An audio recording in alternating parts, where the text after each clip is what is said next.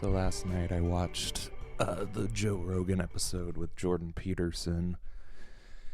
I mean, how do you not watch something like that? It was blowing up all over my feed, every feed that I have. In particular, this one clip of him talking about the Bible. I haven't made it to that part of the episode yet. It's like 3 hours long, so it's taken me, I'm listening to it in chunks.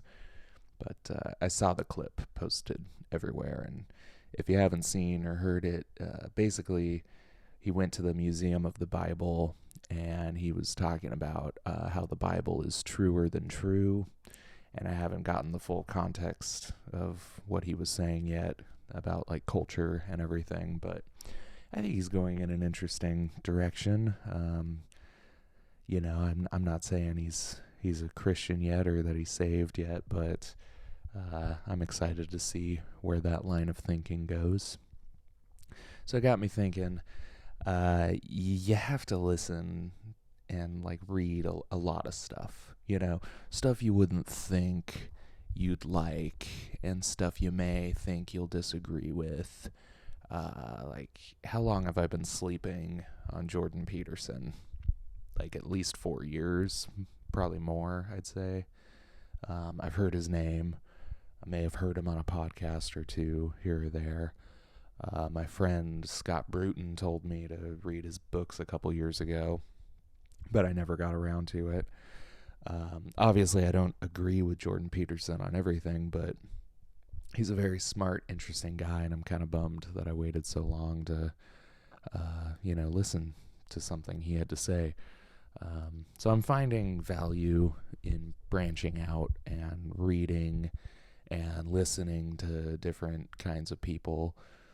It's important not to be in a bubble. We all say that, like we all know we shouldn't live in an echo chamber, but do we actually go out there and hear people out on things? Questionable. For that exact reason, I started listening to Ben Shapiro a few months ago. I catch his show whenever I can. Not every episode, but he's an unapologetic Republican, and that definitely doesn't describe me. In fact, I found his take on the Afghanistan situation pretty reprehensible. Unless I'm hearing him wildly outside of a broader context, he seems like bummed that we left Afghanistan. So, needless to say, he's another guy I don't agree with on everything. But, Ben Shapiro is a smart cookie, and he broadens my views on a lot of topics. And I found him especially helpful on COVID stuff because he is a COVID vaccine advocate. So when he talks about how silly and dangerous the vaccine mandates are, it's coming from a much more meaningful place to me than someone who's just, been against all of this stuff from the beginning. Someone like him can present a more nuanced view of the situation, and there could be a really good, nugget of truth in something like that. Tom Woods, one of the libertarian podcasters I listen to, is a Catholic. So whenever he approaches libertarianism or anarchism from a more like theological point of view, he's coming from a different place theologically than I would. But not everything he says on the topic is wrong. He still makes some good points. We have to get a little bit better at swallowing the meat and spitting out the bone, Oftentimes, if you read a really good Reformed theologian like Matthew Barrett about the Trinity, they'll refer you to a book written by a Catholic. Apparently, they really nail that topic. So if I stay in my little bubble, and I am a man of many bubbles, I won't really know where my beliefs are weak, and that's a problem. But I also won't know where they're strong, because you kind of need to know both of those things in order to recognize it. So when I listen to Ben Shapiro or hear Democrats on Substack, I've been following a few, they all make some good points here and there, but I can actually hear what the opposing side is saying and it can actually reinforce what I believe.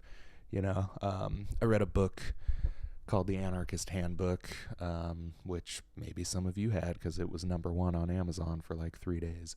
But it's a compilation of anarchist essays that Michael Malice put together. And he has all different kinds of anarchists from throughout all of history in there. Not all of history, but the last couple hundred years. And a lot of them were like anarcho-capitalists, which is where I would land. But some of them were anarcho-communists, which is a much different position than I would hold. So I could be reading one of those essays and thinking, okay, good point. And then they would start talking about the means of production, and my capitalist views would be completely reinforced because what they were talking about was just not economically feasible or sustainable.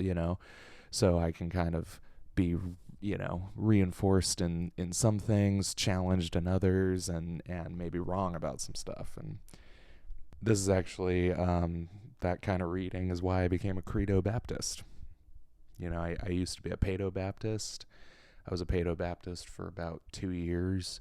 But talking to my friend Chris and reading some of the books he turned me on to and watching some of the videos he turned me on to, it just reinforced like a covenantal framework of scripture that I already held to.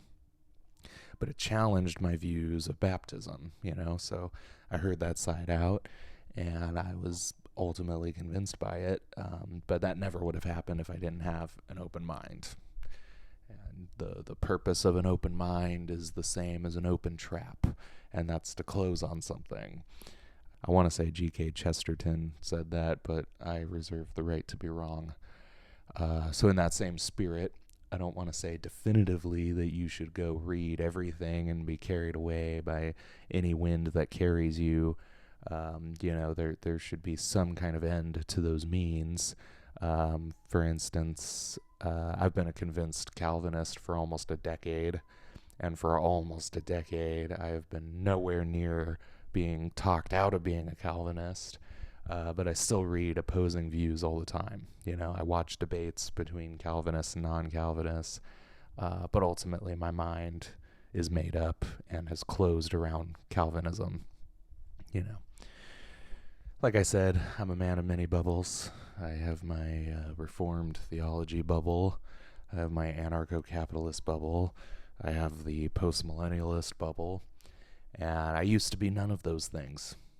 I think that's worth noting.